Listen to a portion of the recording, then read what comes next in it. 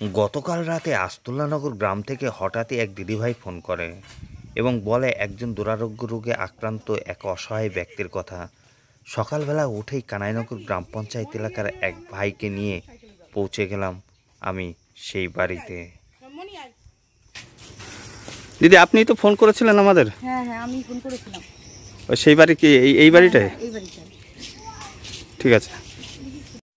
এই মুহূর্তে আমি পৌঁছে গেছি দুরারোগ্য রোগে আক্রান্ত নদিয়া জেলার তেহট্ট থানার অন্তর্গত ছিটকা গ্রাম পঞ্চায়েতের আস্তুল্লানগর গ্রামের পশ্চিম পাড়ার বাসিন্দা অসহায় তপন বারৈয়ের বাড়িতে। আমরা কথা বলবো এই পরিবারের লোকজন ও আশেপাশে যারা বাস করেন তাদের সাথে, এবং সবার কাছে আবেদন রাখবো এই অসহায় পরিবারের পাশে এসে দাঁড়ানোর। প্রথমে আমরা দেখাবো এই অসহায় মানুষটি বাড়ির অবস্থা, তিনি কি খাচ্ছেন, কি পড়ছেন। এই সেই বাড়ি, এই সেই ঘর যেখানে তিনি থাকেন, পাটকাঠির বেড়া, সেই ঘরটির অবস্থাও বেহাল। তো আমরা এই বাড়ির সেই অসহায় মানুষটির সাথে কথা বলবো। আজ 1 বছর ধরে আমার এই অসুস্থ। তা গত মাসে ধরা পড়েছে পরীক্ষা করে ক্যান্সার। তা আমি তো গরিব মানুষ, আমি তো কিছু নেই, দেখতে পাচ্ছেন। আপনারা যদি কিছু করে সাহায্য করেন তাহলে আমি বাঁচতে পারি।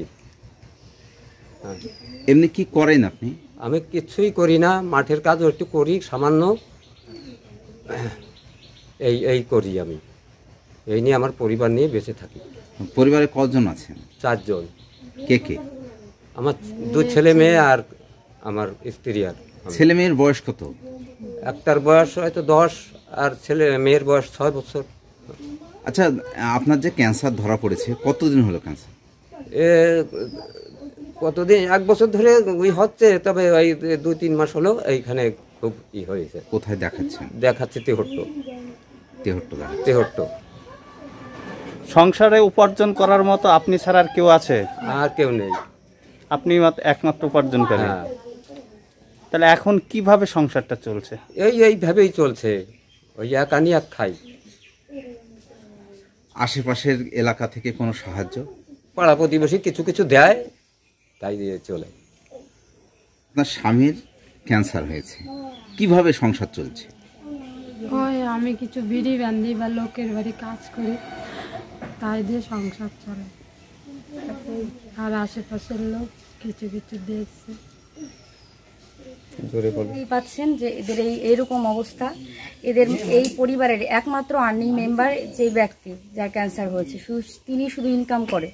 তার ছোট 2 ছেলে মেয়ে আছে। আপনারা যদি একটু সাহায্যের হাত না বাড়িয়ে দেন, এদের ছেলেরাই বা বাঁচবে কী করে, এদের ছেলে মেয়ে নিয়ে কী করে বাঁচবে? এদের যে রোগ হয়েছে, তা আপনারা একটু সাহায্য করুন দয়া করে।